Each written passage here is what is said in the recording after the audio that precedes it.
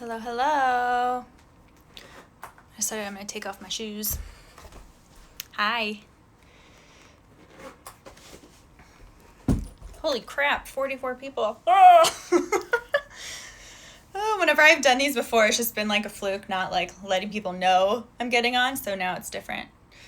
Hello from Norway. Hi. Thank you for joining. You are in my bedroom. There's my lovely fabric cabinets, open and disheveled. I turned on SpongeBob. Gotta do what you gotta do, man. My son is all about the Octonauts right now. That's all he wants to watch ever.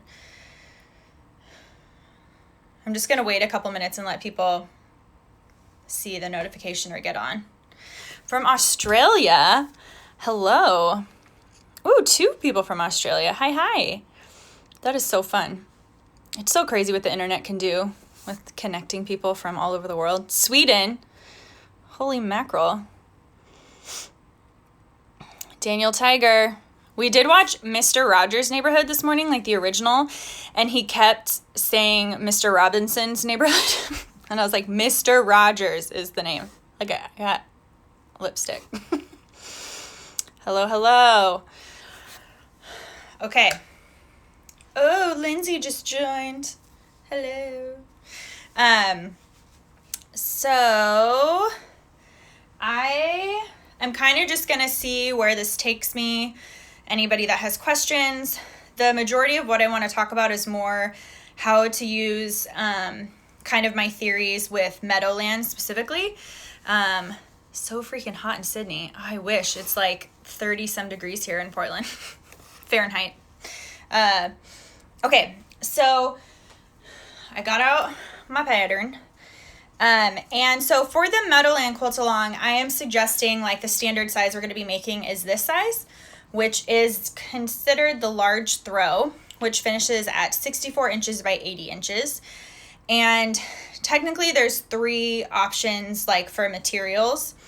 You can do totally scrappy, which means completely up to you, like how many patterns you are repeating or fabrics, or if that just means, you're using a couple half yards because you love it and then you're piecing in a bunch of other things. So scrappy is just like totally on you.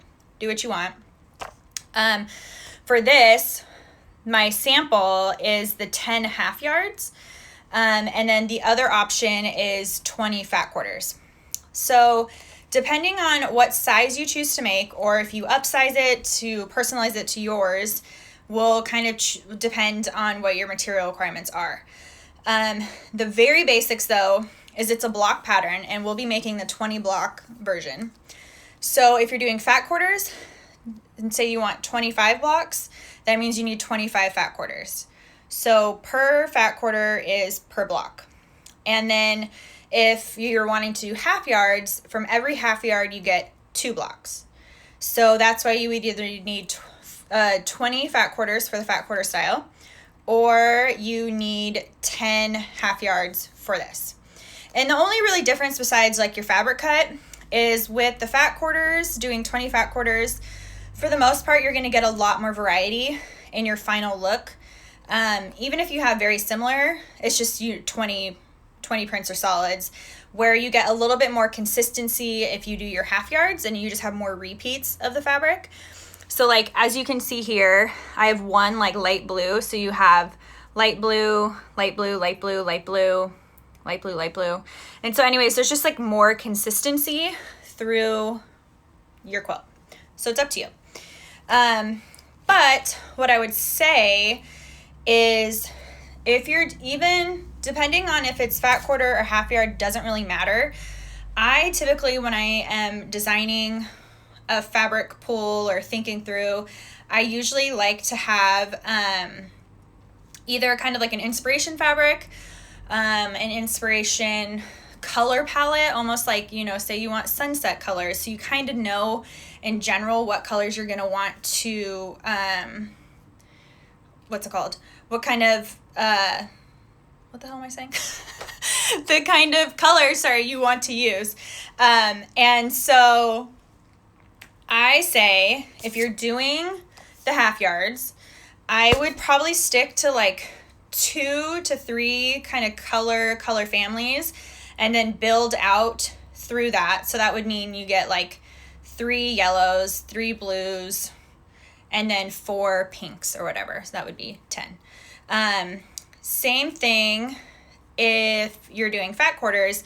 I would just say, since it's 20 for what I'm going to be promoting as the size, maybe stick with 5-ish families, and then you'd have 4 within each family. But like I said, you can do it how you want, but that's how I like to do it because it creates the depth, and that's where you can kind of, it's almost like it glows, right? Because there's some variety within it. It's not just like all the same saturation or all the same color. So it gives you more depth. So what I was going to show you is I picked up some of the Leah Duncan Wild prints yesterday, and I'm kind of doing a riff of like, this is my inspiration fabric. Here's how I pulled the pool from it. And then you can kind of see how I'm doing it. So I'm trying to think if I can flip. Hello, bed. Okay, so let's start with this guy. He's super freaking cute. And you know, the thing to me that I see immediately when I look at it is these oranges pop out. The greens do, but I kind of view these greens as like supplemental, not like the things that catch my eye. So the orange catches my eye. The yellow and a little bit of the pink. And then I see like the blue is kind of like that fun pop of color, and green kind of can stand on its own in a way, at least for me. What would be a good light to dark ratio? Okay, so say you have 3 color families and you have 3 to 4 prints in each. I would say basically like 1 to 3. So light, medium, dark. And that doesn't have to mean like it's very contrasted. Like it doesn't have to be black, medium gray, super light gray. But I would say like have some depth and variety within each of your color families. And that's what's going to get you that really cool kind of sparkly vibe. Okay, so for this is what I pulled. So I have this plaid. I have a solid orange, a solid like really light yellow. I have this yellow plaid gold. So that doesn't actually match any of the golds, but it's a nice merriment between this orange and this yellow. Then I have 2 kind of white, blackish, cream neutrals that are just kind of a fun. This actually is from the same line. This is also a wild print. And then I go into the grays and blues. So this blue actually matches pretty well with the blue. And then I just added a little bit of that pop right here at the tiny blue with some gray. And then I went to these 2 like pinky purples that play off of these petals. So you could use this. I think it would be super fun. You could even use this like Evie did and make that background print, which would be so cool. Or just imagine it with white, you know, but it's balanced. The other thing I want to mention is I kind of based it off of the busyness of this print. And you can see that I have one more really busy. But it's kind of the same scale and busyness as this. And then everything else is a smaller scale, really minute, kind of tight with the solid. So nothing's actually truly competing with this print. Is the print going to be a background print? So I would totally make this a background print instead of the white. But if that's not your jam and you don't want it that busy, just take that out. That was my inspiration. And now you can see what the palette would look like with a white background. So then these would just be your colors. So it's really up to you. I just wanted to show you how you could use this as your inspiration, and or if you wanted to actually use it in your quilt. So by choosing a busy print like that, you use the color mix as inspiration. Yeah, a lot of times that is what I do, is as the inspiration, or it's like my jumping off point. You know, because I'm not a maximalist quilter. There are some people who are like amazing at combining the busiest, most vibrant prints, but that's just not how my brain works. And so I would want this one for the most part to stand alone on its own, and then everything else is supporting it. And this would be the only thing that's a little bit more complementary due to its other busy nature.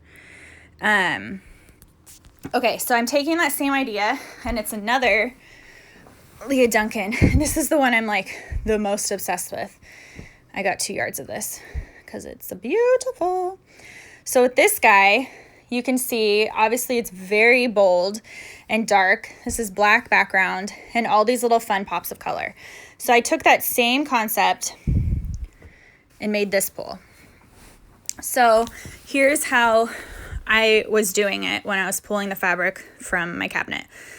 Here is, sorry, we'll just talk about, so here's like a bright yellow. Then we've got this corally red in these ones. And then we've got this like really pretty purpley pink. We have a more subtle pink. The yellows are showing up. Again, there's a little bit of like that pinky with yellow. Of course, you've got the green leaves. Then you have like the taupey leaf or whatever. So what I wanted to do was that same idea. If this was my background fabric and or this was my inspiration, because I just loved, you know, sometimes you see a fabric and you're like, oh my God, I love those colors. I don't know how I'd use the fabric, but I need to use these colors. This is what I did. So this is kind of the riff on that. It's not an exact match, but it is kind of that. It's like a combo between the taupe and this light pink. So I've got this like ballerina print.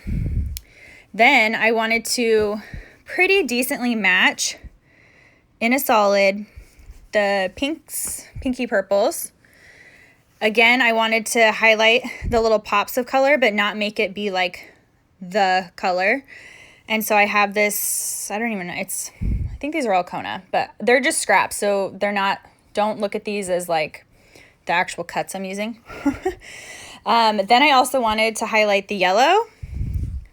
So here's a giant weird cut yellow. And then from here, before I went into the greens, I kind of wasn't sure, like, do I want to highlight greens? Do I not?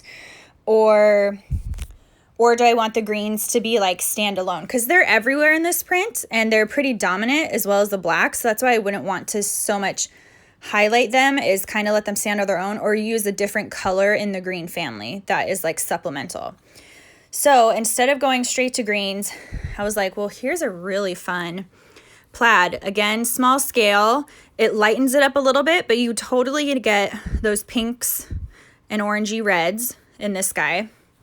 Then, like my favorite print, is this polka dot, which completely matches this color. And sorry, I'm like reading some of the comments as they come in. The pattern does not call for 14 fat quarters. The one that I'm promoting is the 20 block quilt. So it's however many blocks you're making is the amount of fat quarters you need. So if you're making 20 blocks, you need 20 fat quarters. If you're making 12 blocks, you need 12 fat quarters. Okay, so then I did this, which I just thought was awesome because it highlights not only this taupey color, but you get the black from here. So regardless if you use this print or not, now you have this alone, you have a little bit of black, which is fun. So then from there, I wanted another kind of taupey color to kind of cool off these really bright things. And this is a nice like larger scale in the repeat, not so much the actual print, but it's a nice spaced scale. And then I kind of popped in this really small, fun sprinkle print that's white, so it kind of highlights some of these lighter tones. And then this is where I was looking at it and I was like, okay, I definitely think I want to add green. But I didn't want to add the forest green. I wanted to highlight like more, a little lighter, like more pickly greens. So I have this really cute moon print that I pulled. And then I was kind of looking at it and I was like, okay, well now the green for some reason looks like too distracting. And so that's when I decided to add another green so it balances. And this one now starts to pick up the darker greens that you see. So this is the pull I have for that print. So you could use it again, like you could actually use this as that background, but that could be a little wild or crazy, or you could leave it as is, or like here it is if you used white, and this would just be so fresh and poppy. And you could see that these blocks would definitely give you that really light consistency. But then if you paired it with some of the brights, it'd be like pow, and you'd see the, what the heck is that last green? So this is from Giuseppe's Quantum line for Andover fabric. I think so. This is Giuseppe Andover. This is Alexia for Cotton Steel 1.0. This is Figo Fabrics. This is Moda. This is Riley Blake, Kona, Cotton and Steel 1.0. So that's how I did it for these prints. And now I want to make a quilt with all of these things. And then another way I wanted to show you guys is using solids. What line is the plaid from? Oh, this is from, Wild Bouquet is the fabric line. And that's also actually the same, it's the same one as this guy. And I have it in my original, like what I'm making from Meadowland, in this same thing. So it's 3 colors. It's that blue, yellow, and this one. Okay, so this is what I'm actually cutting out for that project I started this morning. And I thought I'd show you guys solids. So say you were using the 10 yards, and I know I mentioned like using 3 color families, but here's how you could use 2 and make it like really punchy. Is you don't have I do have a quilt on my bed. It's just folded. But so here's like the blues, and here's like kind of minty blues, but as you can see, the progression from light to dark is pretty obvious. And that's also how you can create depth without being a true gradient of like exactly the same, like, you know, like a paint swatch. You go to the store and you have all the 6 things, and it's just like exactly how it would be with less and less saturation. This gives you a little bit more depth because you're not playing exactly that game, but you are playing with like lightness and darkness. And so the same thing then over here is, I think this is maybe creamsicle or salmon, and then this is cantaloupe. So technically I'm going from like a pink to an orange, but it gets a little punchier by doing that. Like a lighter peach. This is ice peach, I think. And then instead of doing like a lingerie, I kind of brought back in the pink tones, and you might not be able to tell, but this is ballet slipper, so it's like a super light pink. So there, that alone would be a really fun, bright quilt. You could use white as your background, you could use a linen, you could use a color, you could use you could do something even like that. You know, I'm just picking up the all the fabrics I have in front of me, because that plays on your blues. It's just totally up to you guys. I thought I would show you, so a lot of times I usually work like all solids or a mix of solid and prints, and then, which is what I've shown you, but for some reason when I was pulling my Meadowland, it ended up being all prints, like every single thing is a print, which I don't know if I've ever done that, but I'm really excited about it, and I'll kind of show you, Fabric Bob, shout out. I'll kind of show you how I went about that one. So here's that test block I did, and I posted like a week ago. And so 20 blocks is 10 colors and prints. If you're doing half yards, Julie. So if you're doing half yards, then you get 2 blocks out of a half yard. If you're doing fat quarters, you get 1 block out of a fat quarter. So what are the little green apples?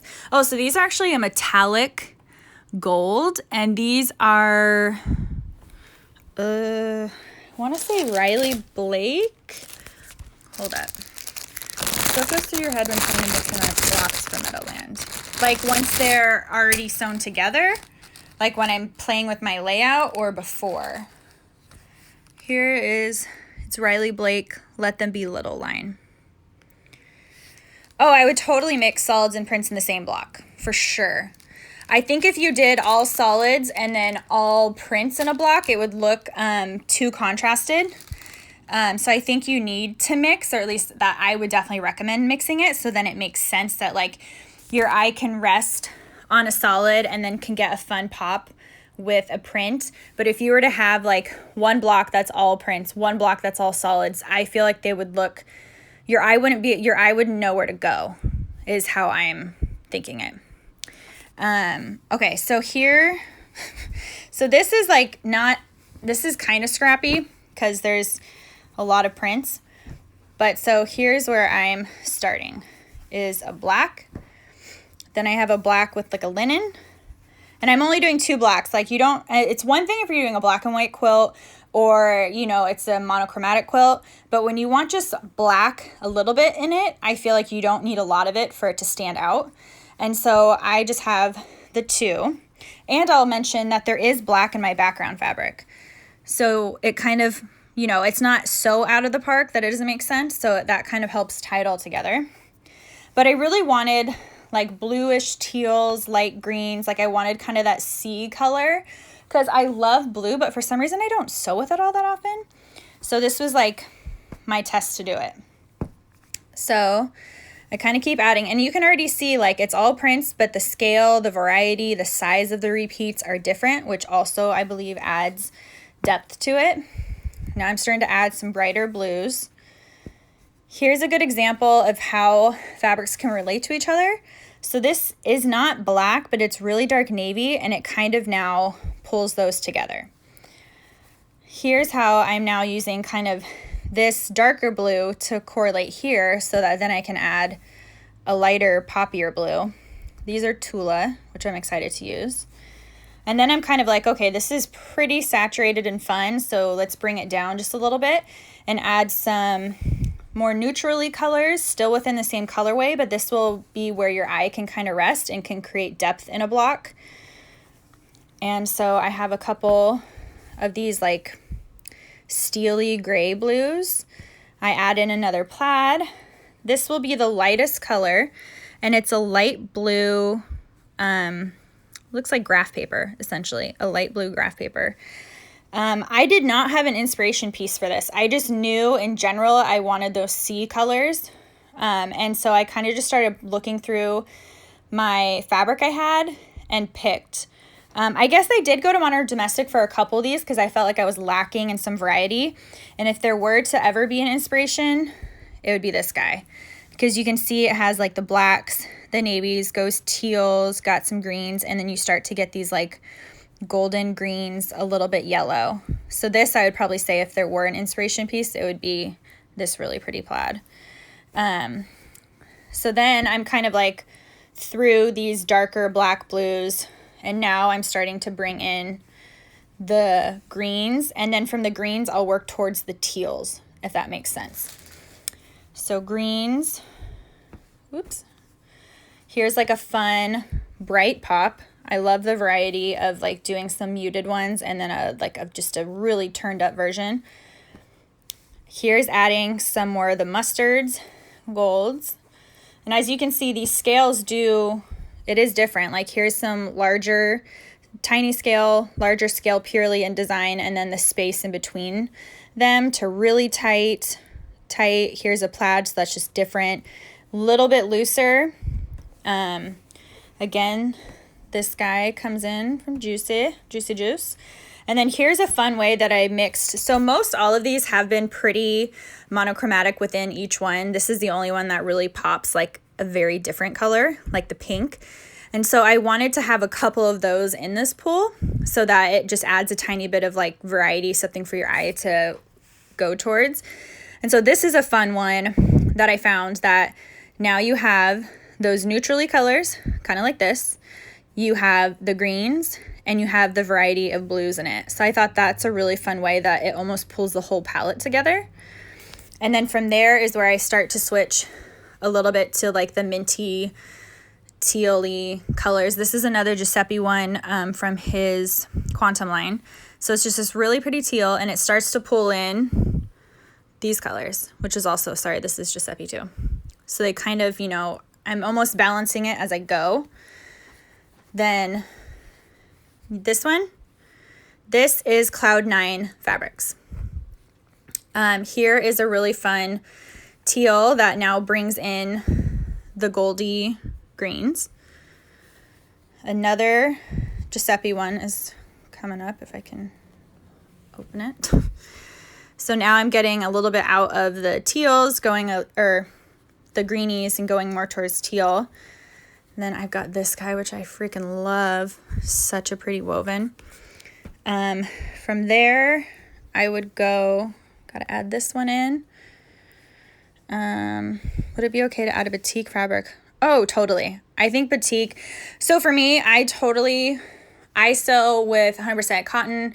I sew with cotton linen blend. I've sewn with batiks. When you do use a variety of substrates though, I would definitely recommend starching so that for the most part, they should start to have that firm consistency.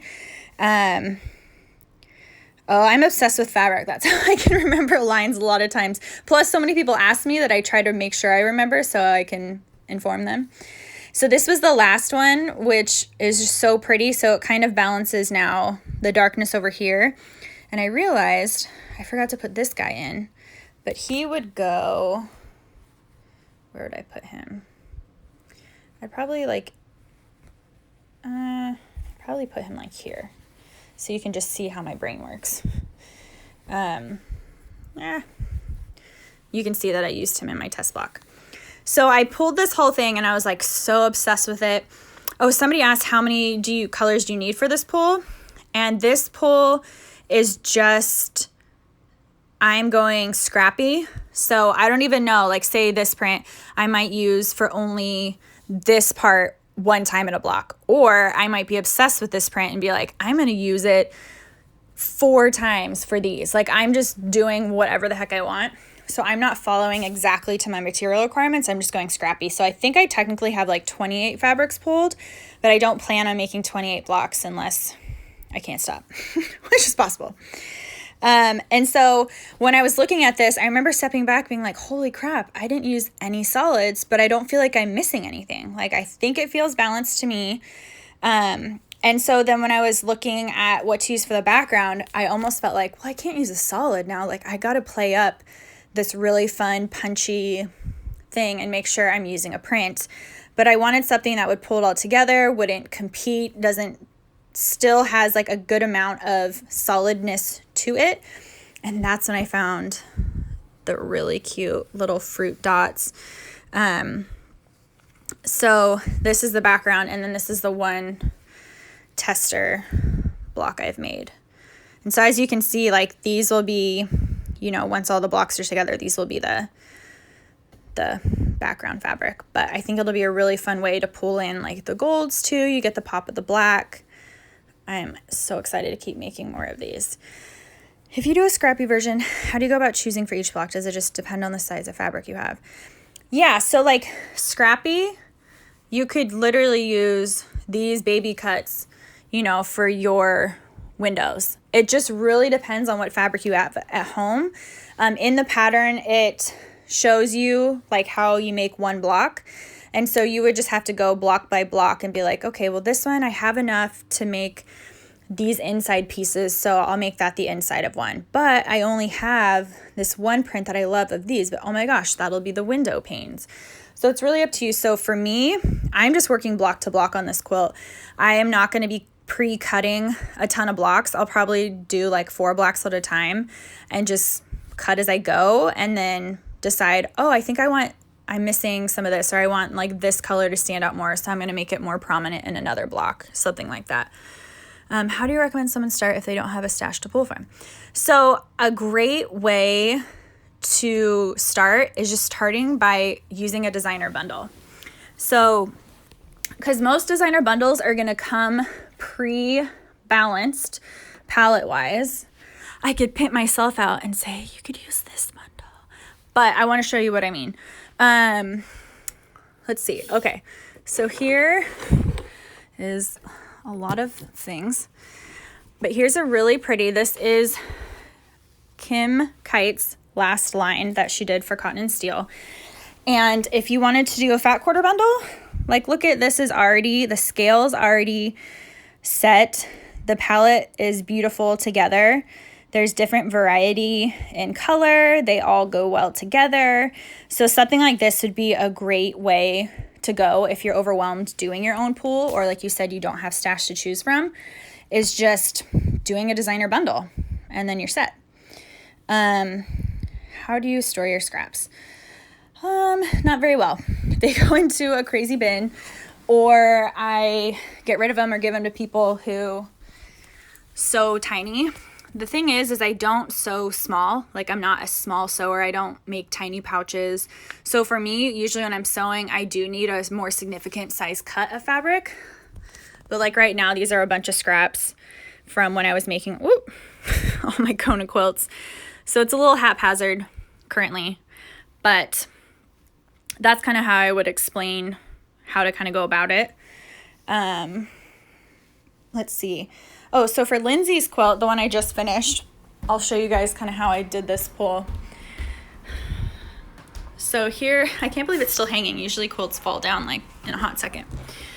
Okay, so this was my first fabric that I picked up when I was at Fancy Tiger Crafts last week, and I was like, oh my God, I need that fabric. I need it to be prominent somehow. And I really wanted to play with that little bit of blue and play with, there's no pinks or anything, but this lighter tone, I was like, oh, if I almost like went into peachy color, like a really light gold, but then you add the creams and a little bit of pink, then you're golden. Where do you get your designer bundles? Tons of online stores or fabric stores like Fabric Bub, fatquartershop.com, Stash Fabrics, Fabric Worm. There's a ton of online stores that would have a bajillion bundles for you to pick from. And most all the bundles can either be yardage bundles or fat quarter bundles. But there's so many stores you can find that are online. So I kind of started with this, and then I really wanted to kind of play with some darker blues. This quilt is Lindsay Pen and Paper Patterns' new pattern that she just released yesterday, 2 days ago. It's called Geo Weaver. It's awesome. And so I kind of played with these blues, and then I really liked the graphic nature of this stripe. And it's almost like a denim blue with white. And then I had to have this house print because, right? You just have to. And then this black matches the black of these stems. And then I had found this guy, and I was like, he's amazing. Has a little bit of black. This was a really fun, graphic, deeper pinky peach. This was where I wanted to really bring together the bright pop of the blueberry. And then I was going to do a white background, but I was like, I feel like I need something that makes the peaches, the gold, and the blue kind of come together completely. And then I remembered I had enough of this plaid, and I was like, well, it could be crazy or it could look awesome. And so I went for it. And I think I'll back up. And I think the peach, it's bright in here. That peachy plaid just totally pulls together the whole palette.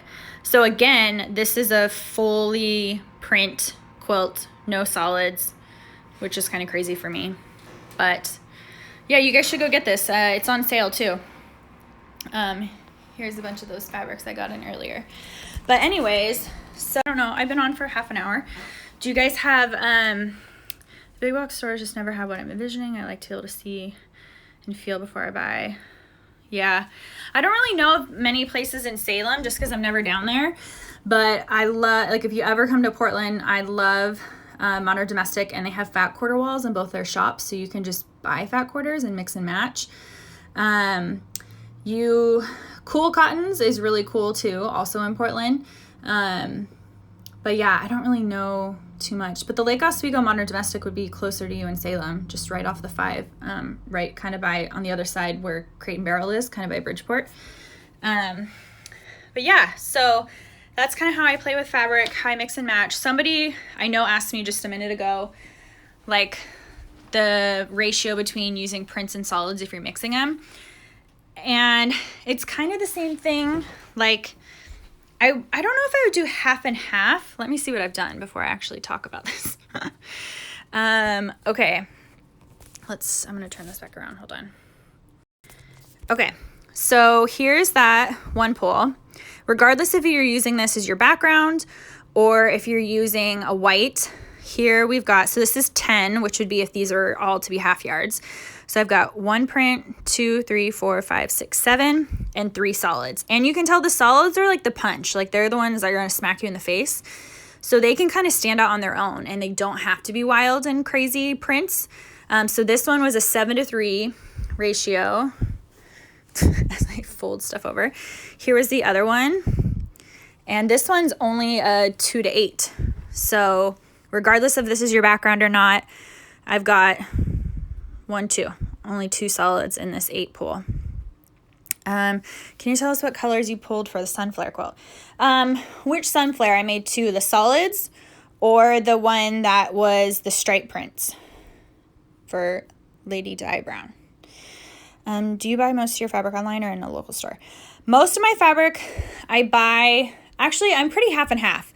I know, like when I know I want a collection regardless of size, prints, or cuts, I'll just buy. Most of the time when I buy online, I buy from Fabric Bub.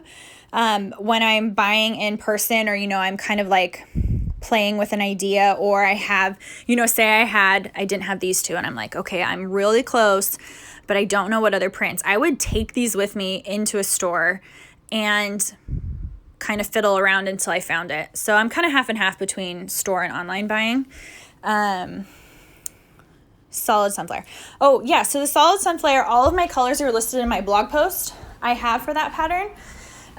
But it's also on the back of the pattern. So if you go onto my, if you go onto my website, this image is also in the PDF. It's probably the second image and the second image on the printed pattern. And it tells you here that they're all Kona and then what the prints are. So you can find them that way. Would Meadowland work with calf? Yeah, honestly, I think Meadowland's really versatile. Quite a few people who have made like super colorful, bright, floral, in your face. That's just not how my brain works. So I super appreciate it. And I'm like, oh my God, that's amazing. Like, I can't believe they did it. I just have never worked with it, but I think it would totally work. And if that's like the fabric you love using, then you can't go wrong because you're going to end up loving it regardless. Yeah. So I hope this was helpful to people. I pray to God I don't delete this and I can save it in my highlights since I've told everyone that's what I'm doing. But you guys have been awesome. Thanks for following along.